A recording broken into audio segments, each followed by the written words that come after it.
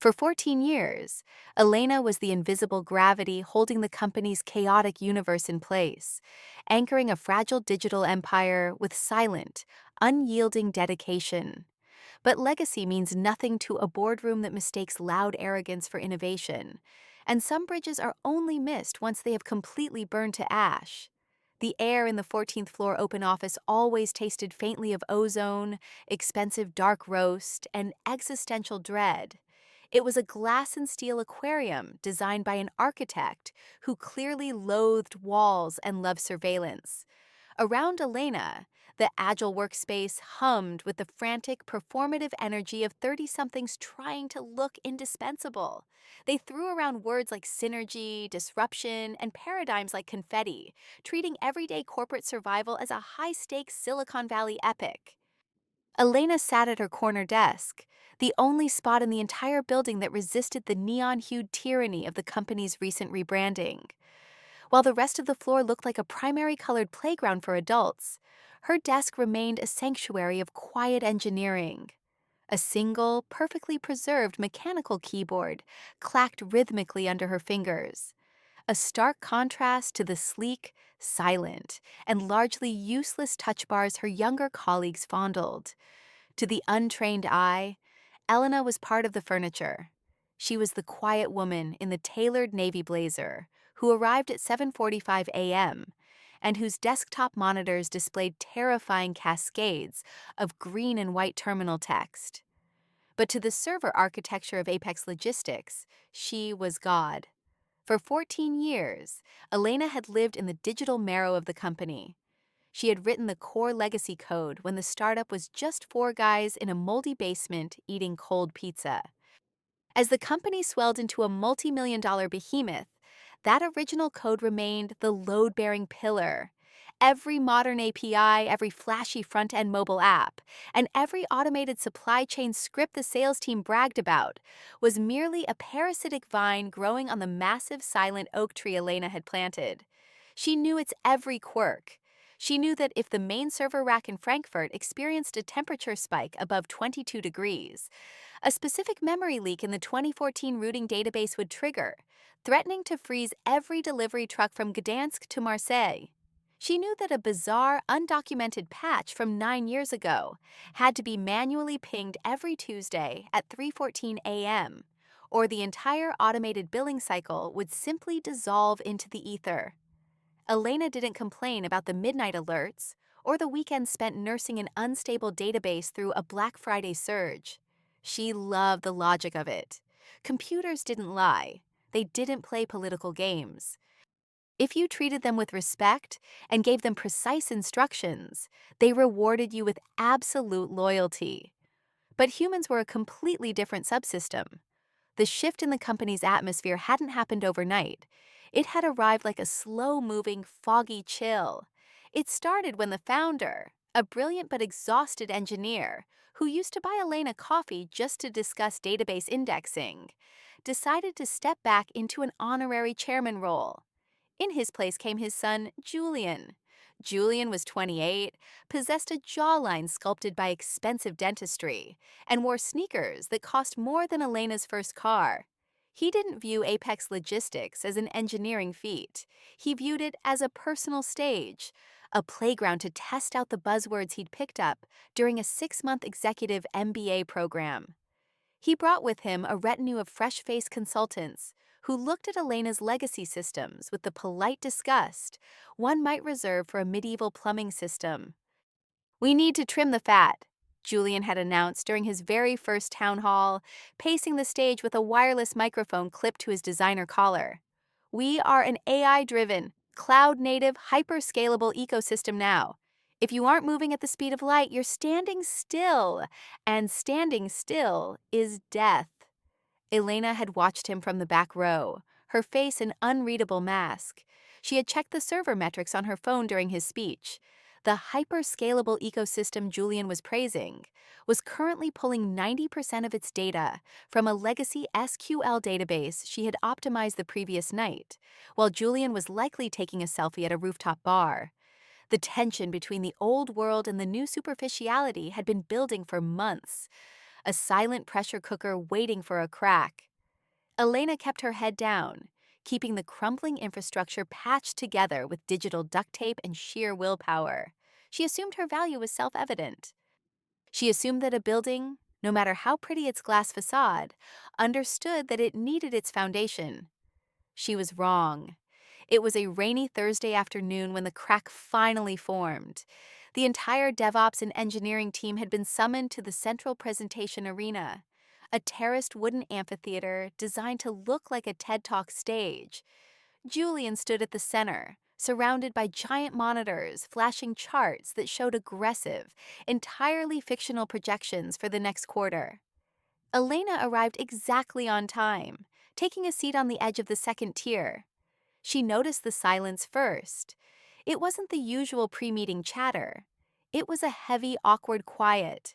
Her colleagues, even the ones she had mentored through their first major system crashes, avoided her gaze. Julian cleared his throat, his smile blinding under the LED studio lights. He didn't waste time with a prelude. He looked directly at Elena, his expression a mix of patronizing pity and corporate ruthlessness. "Elena," Julian said, his voice echoing cleanly through the state-of-the-art audio system.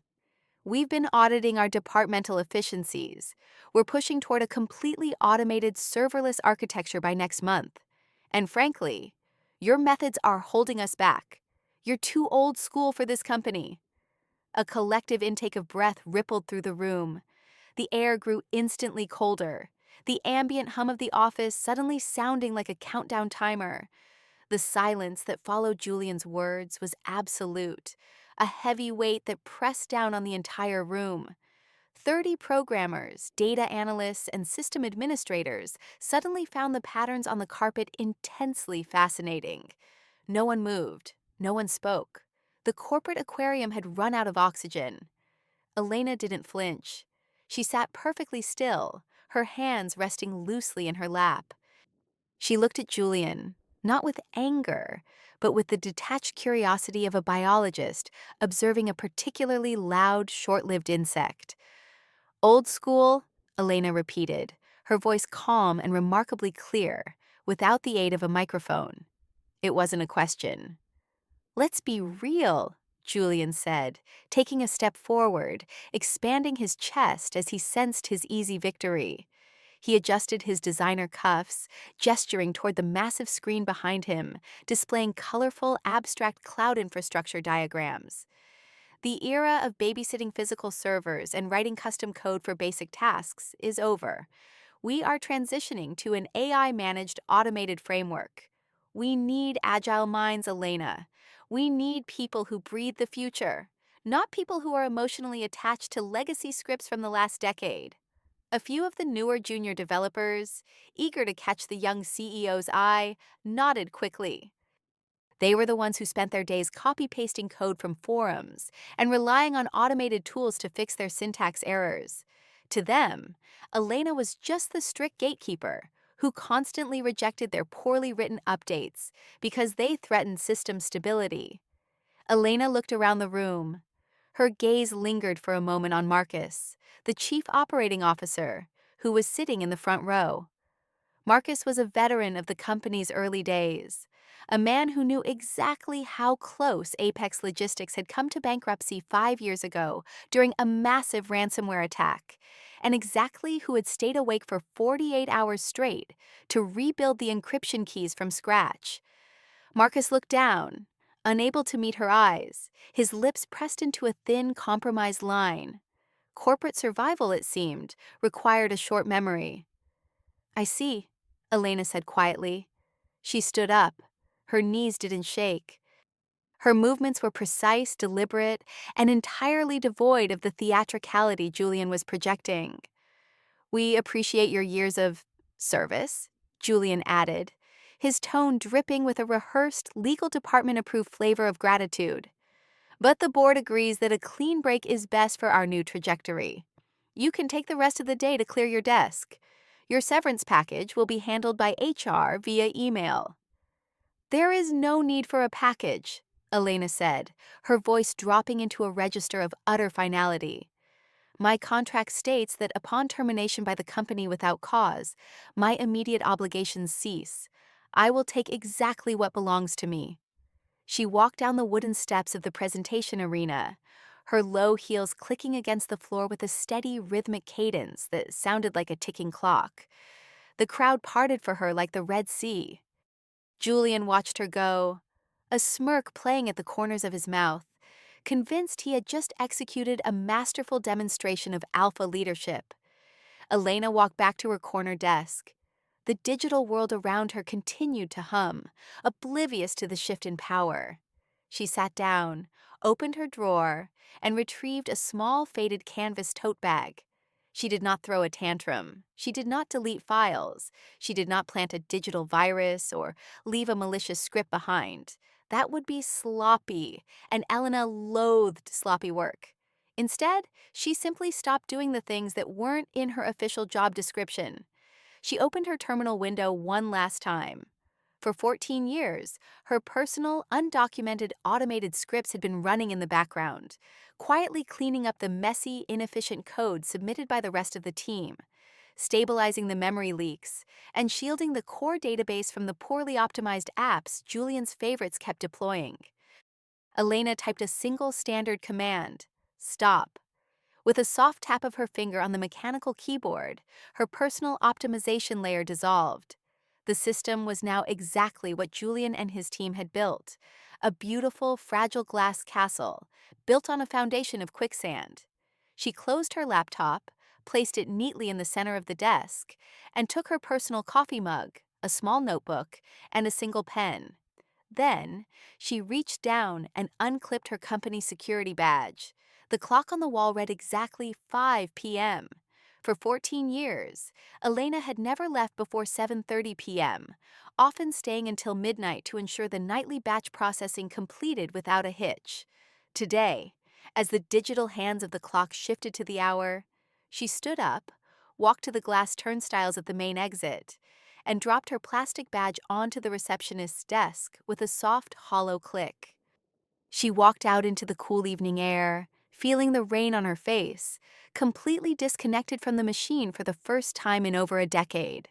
Behind her, inside the glowing glass tower, the servers began to warm up, their fans spinning just a fraction faster as they encountered the first unguided data load of the night. The true chaos was about to begin. Elena's departure wasn't just the exit of an employee. It was the removal of the linchpin holding a multi-million-dollar empire together. As the elevator doors closed behind her, the countdown timer on Apex Logistics' survival officially started ticking.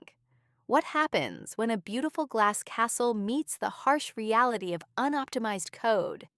How long can Julian's buzzwords keep the servers running before the first catastrophic crash? The first 72 hours after Elena's departure were a triumph of blissful ignorance. In the executive suite, Julian celebrated her exit like a military victory. He held a Friday afternoon happy hour, toasting to the dawn of a streamlined, unburdened era, while his favorite consultants sipped imported gin and laughed about the dinosaur who thought she was irreplaceable. Without Elena's quiet, watchful presence, the office felt lighter, less demanding. No one was rejecting pull requests because of unoptimized query loops. No one was demanding rigorous stress testing before a new feature launch. The developers pushed out code haphazardly, enjoying their newfound freedom from her meticulous standards. By Tuesday of the following week, the atmosphere began to subtly shift. The air in the server room on the 12th floor seemed heavier, warmer. It started with a slight stutter in the automated tracking app. A delivery driver in Wrocław noted that his route optimization took 4 minutes to load instead of 4 seconds. He shrugged, assumed it was a cellular blind spot, and moved on. But by Friday, that 4-minute stutter had migrated across the border into Germany. The automated warehouse in Leipzig experienced a brief, baffling 5-minute desynchronization. The robotic arms sorting high-priority medical parcels stopped midair, hung in a loop of indecision, and then resumed. But their internal logs recorded a minor unhandled error code, ERR, underscore DB underscore concurrency underscore timeout. The junior DevOps team looked at the alert, saw that the system had self-corrected, and simply cleared the notification queue. They didn't know that the only reason the system had self-corrected was because of an old buried script Elena had written to force-kill deadlocked processes. But that script required a manual directory cleanup every 7 days, a cleanup that was no longer happening. By week 2, the minor stutters grew into a rhythmic, systemic cough. The company's flagship automated billing system, designed to instantly invoice clients the moment a shipment cleared customs, began dropping pennies, then dollars, then entire invoices. A massive retail client in Lyon noticed they hadn't been billed for 3 consecutive freight shipments. Instead of calling Apex Logistics to complain, their accounting department quietly filed the paperwork away and waited. Inside the glass tower, Julian's slick presentation monitors were still showing green health bars, but the numbers underneath them were beginning to warp. The data pipelines were backing up like a blocked sewer line. Because Elena wasn't there to manually adjust the database indexing during the peak 3 p.m. shipping rush, the main system began consuming its own memory just to stay awake. The system was slowly choking on its own unmanaged data, suffocating under the weight of the hyper-scalable cloud-native features that had been piled on top of it without a solid foundation. On Monday morning of the 3rd week, the COO, Marcus, arrived at his desk with a cup of black coffee. He opened his weekly operational report, expecting the usual mild fluctuations. He took a sip, looked at the first graph, and promptly choked. The primary production metric, the heartbeat of Apex Logistics that measured successful automated fulfillment cycles, wasn't just down. It was cratering. Marcus rubbed his eyes, convinced it was a rendering error in the new analytics dashboard Julian had purchased. He refreshed the page. The number changed, but only to drop further. Production was down 63%. The automated supply chain wasn't moving at the speed of light. It was crawling through wet cement. Panicked, Marcus called an emergency meeting in the main war room, bypassing Julian entirely. He summoned the lead developers, the cloud consultants, and the heads of infrastructure. When Marcus entered the room, the tension was thick enough to cut with a knife. The junior developers were staring at their laptops, their faces pale, illuminated by the harsh red glare of dozens of critical system-wide alerts that were now flashing across the main monitoring wall. The glass castle was officially shattering. Marcus slammed his laptop onto the conference table, the sound echoing like a gunshot. "Look at these metrics!" Marcus shouted, his voice cracking with a desperation he hadn't felt in a decade. "Our automated fulfillment is dead in the water. We have 3,000 trucks stuck at distribution hubs across Europe because the routing API is throwing endless loops. Who was holding the system together?" Silence. The expensive consultants looked at their shoes.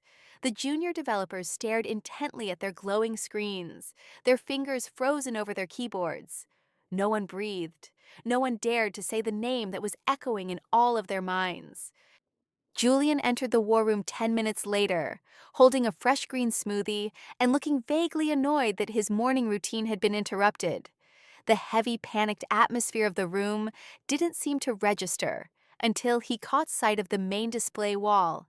The glowing red error logs were cascading down the monitors so fast the text was a blur.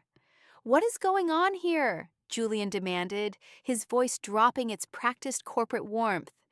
"Why are my phone alerts blowing up? Marcus, why are we looking at red numbers?" "Because the company is bleeding out, Julian," Marcus said, his voice terrifyingly quiet. He turned the laptop toward the young CEO. "Look at the fulfillment rates, 63% drop in automated routing. The French hub has completely stopped processing. The German database is deadlocking every 20 minutes. We are losing roughly 90,000 euros an hour in contractual penalties, and it's accelerating." Julian's jaw tightened. He set his smoothie down with a sharp click. "Then fix it. Where is the cloud-native infrastructure team? Where are the automation scripts we paid 200,000 euros for last month?" The lead consultant, a slick young man named Tyler, who had spent the last 3 weeks bragging about serverless paradigms, cleared his throat nervously. His pristine white shirt suddenly looked very stifling. The, the automated architecture is functioning perfectly at the application layer, Julian, Tyler stammered, shifting his weight. But the data layer, it seems the modern APIs are attempting to pull records from a heavily modified legacy backend system that isn't responding to standard queries. The database is rejecting our connection tokens. So bypass it, Julian snapped, pacing the room. Migrate the data to the new cloud cluster. We can't, one of the junior developers whispered, her voice trembling. The legacy backend is the data. The new cloud cluster is just a shell. Every inventory record, every client contract, every custom routing logic algorithm from the last 14 years is locked inside that core system. And right now, it's completely locked up in a self-perpetuating memory loop. Julian stormed over to the developer's desk, leaning over her shoulder. Then rewrite the loop. Untangle it. You went to MIT, didn't you? Do your job. The girl looked up, her eyes wide with a mixture of fear and exhaustion. I don't know how, Julian. The core system isn't written in a modern framework. It's a highly customized, hyper-optimized environment. The documentation is practically non-existent because the person who built it was the documentation. The word hung in the air like a heavy mist. Marcus leaned back in his leather chair, crossing his arms. The dynamic had shifted. The illusion of this streamlined, modern company had completely dissolved, leaving behind a group of terrified children playing with a machine they didn't understand. "Let me translate for you, Julian," Marcus said, his tone dripping with cold irony. "The old-school dinosaur you fired in front of the entire team wasn't just maintaining a system. She was the system.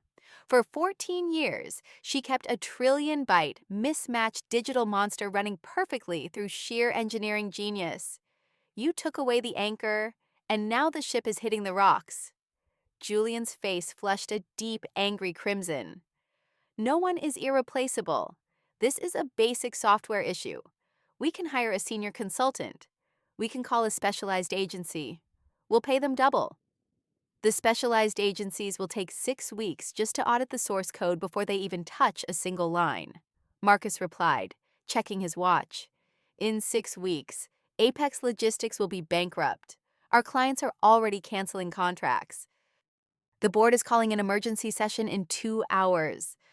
Julian looked around the room, desperately searching for a face that would offer him an easy out, a buzzword, or a comforting lie.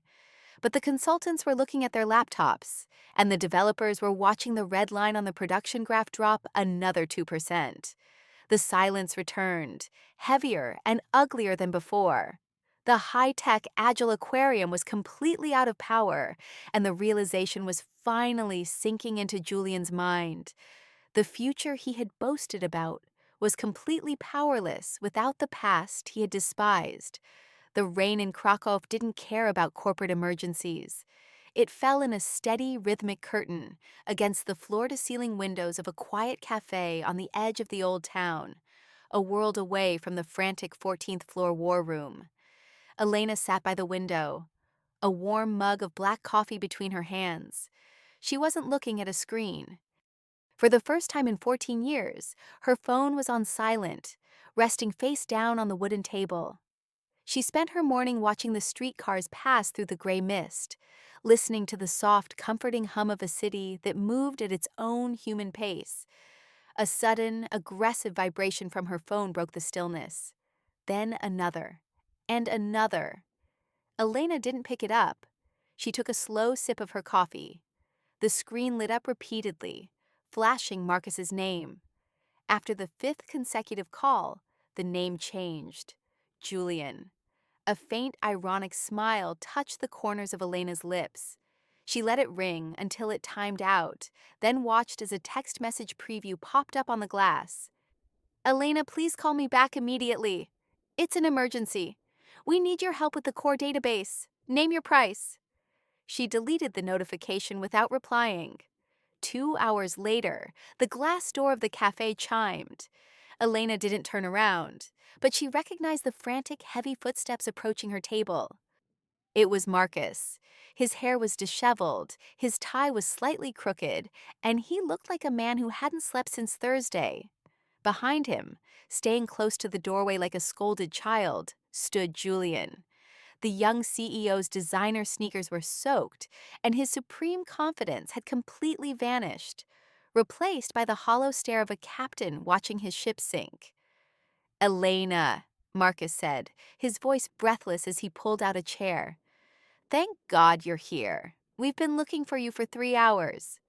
Elena looked up, her expression as calm and unreadable as the surface of a deep lake. "Hello, Marcus. Julian, the coffee here is excellent. You should order some." Julian stepped forward, his hands trembling slightly as he rested them on the back of Marcus's chair. He didn't look at Elena's eyes. He looked at the table. "Elena, I made a mistake," Julian stammered, the words sounding foreign and painful coming from his mouth. "The system it's down 63%. The board is threatening to remove me. The entire European logistics network is paralyzed. We need you to come back.